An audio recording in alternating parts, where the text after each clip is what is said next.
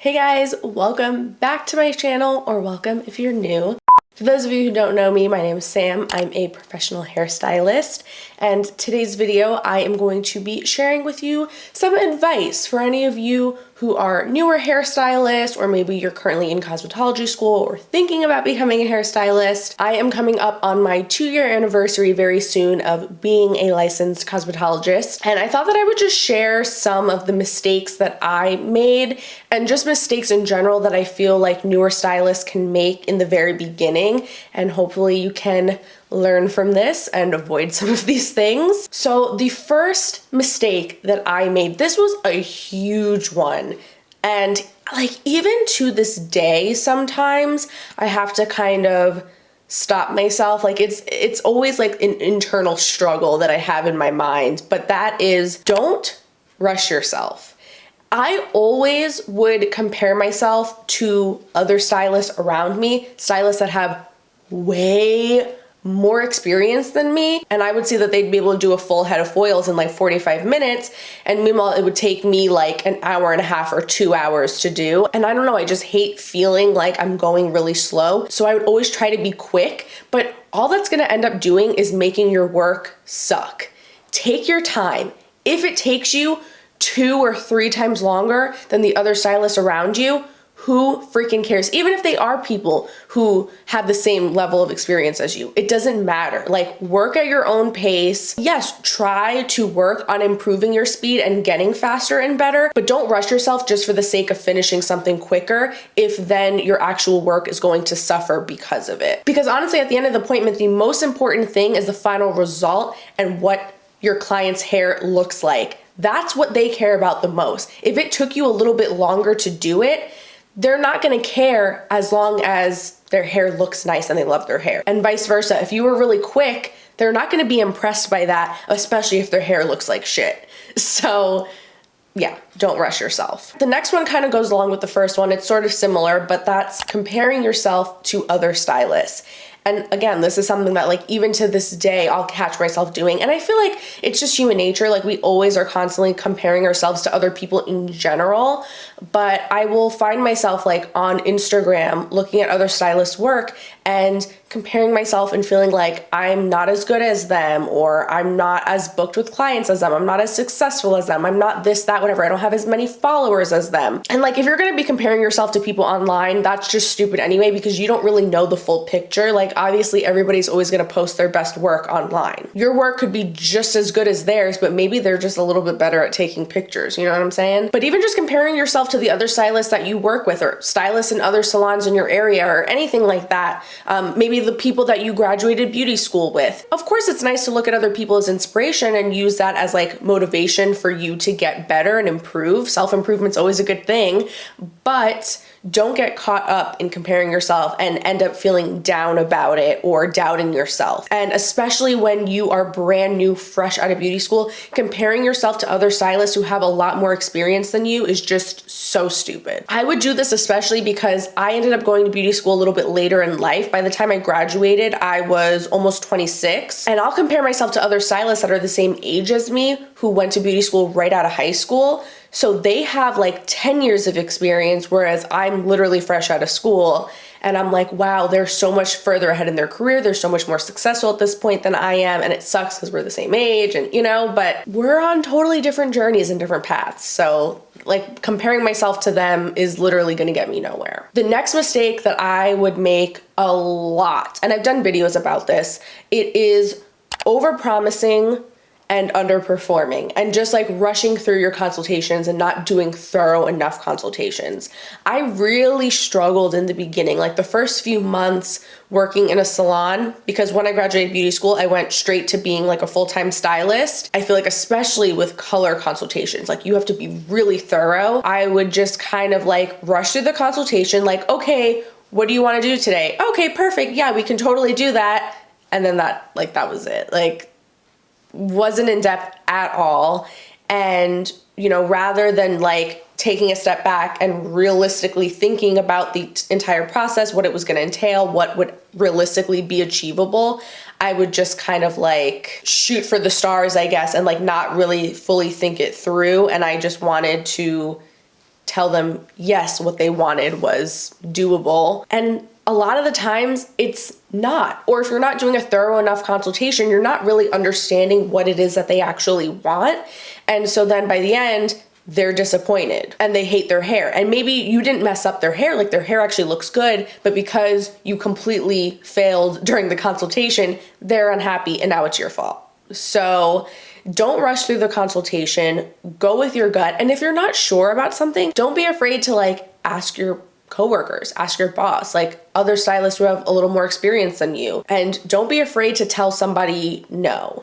The next one is allowing shitty clients to take advantage of me. And if you guys have seen some of my story time videos, you know this is something that still to this day I kind of deal with, but I'm getting better at it, and I was definitely way worse in the very beginning. And I think that's just common in this field in general. I feel like if you're a stylist, it's because you're kind of a people pleaser, but especially in the beginning, you're new, you're naive, you want to please everybody, you want to grow your clientele. So you want to, like I said, you want to say yes to everybody so that they'll book with you and keep coming back. But you really need to learn your boundaries. And I feel like that is something that's just going to kind of come with time and with experience. You gotta really like keep a strong backbone. Don't allow people to treat you like a doormat and just roll right over you, because people will. They will try to.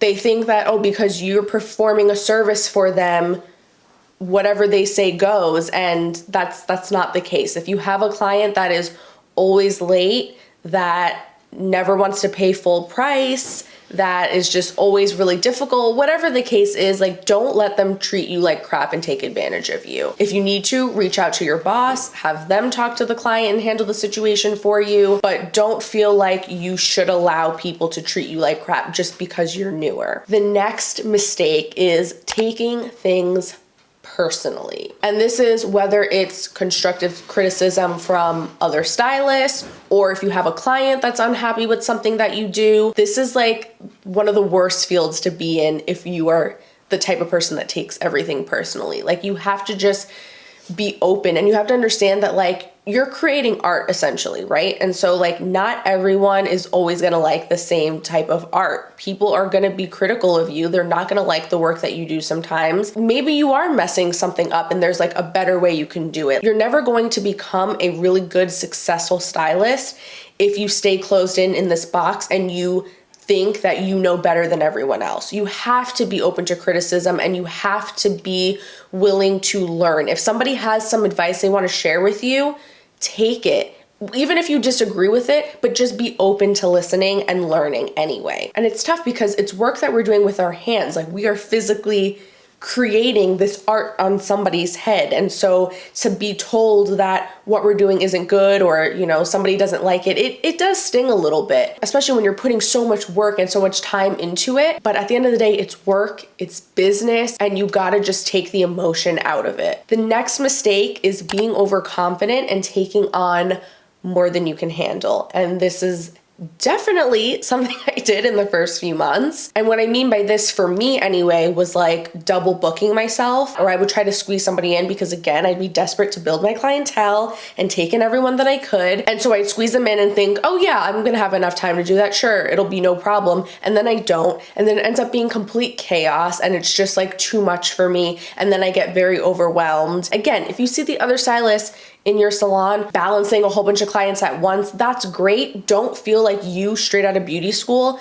need to be working at that level already. You need to work up to that. And what kind of goes along with that too, I wanted to say, I know a lot of stylists graduate beauty school and then they immediately go off and work on their own. I don't know, maybe this is kind of like a side note and could be a whole different video topic, but at least from my experience, I just feel like that and not for everyone, like you do what you feel is right for you. It's your career, it's your choice. But I just feel like that is taking on a little bit too much for someone that is fresh out of school. Like, work in a salon as an employee, be around other stylists so that if you need help or guidance, you have other people there to help you, and you can learn from everyone around you, and you can kind of like get a better understanding of how the entire salon environment works. You know what I mean? Like just going straight off and doing your own thing might be a little bit overwhelming, because if say you're put in a situation where you don't know what to do, what, like, you have nobody to like back you up or help you, you know? The next mistake is staying in your comfort zone and avoiding services that scare you. And this is something that I really, really had to push myself to do even when I was still in beauty school. When I was like first going out on the floor doing services on people, I knew that I always loved color. Color always came super easy to me, but haircuts didn't, and particularly short haircuts, like short women's cuts, pixie cuts, men's cuts. They just always kind of like scared and intimidated me. I just felt like I didn't really fully know what I was doing, or I just felt like I wasn't as good, like it wasn't my strong suit. And so I wanted to just avoid doing them as much as possible. But you have to push yourself to at least try these things, because again, you're never going to become a successful stylist if you always stay in your comfort zone and you don't push yourself to do things that scare you. And that's not to say that you can't pick a specialty to stick with. Like if you love doing color and that's all you want to do, that's fine. But especially in the very beginning when you're still first learning everything, I feel like you should be pretty well-rounded at the basics. Like you don't have to be doing the most amazing men's cuts in the entire world, but at least get that under your belt and be able to know how to do it. I feel like you're really going to be doing yourself a disservice by avoiding certain services just because you're scared or uncomfortable. Like it's one thing to not like doing something, but to be really scared and avoiding it out of fear is another thing. You know what I'm saying? And you never know, you might actually discover something that you really enjoy doing that you never would have imagined. The next mistake is burning myself out by doing services that I hate. And this kind of goes along with the one that I just mentioned. But again, there's a difference between services that you're just like scared to do and so you avoid them, and then services that you've done a bunch of times, you know how to do them, but you just don't enjoy it. This is something that happened to me the first salon that I worked at straight out of beauty school, and it was a full service salon and they did nails. And because I was new and I didn't have a clientele of my own yet, I was constantly given nail clients because they had more new nail people coming in than they did hair clients. And all the other stylists already had their full book of clients. So when a new nail person would come in, they'd give them to me. And so I ended up doing mani-pedis like all day, every day practically. And I hated it, but I just kept doing it anyway because I was like, well, I need to do something, right? And it's better to be doing mani-pedis than to be sitting around doing nothing. And what I've learned is that is totally not the case. And it depends who you talk to. Like, I remember my boss at that salon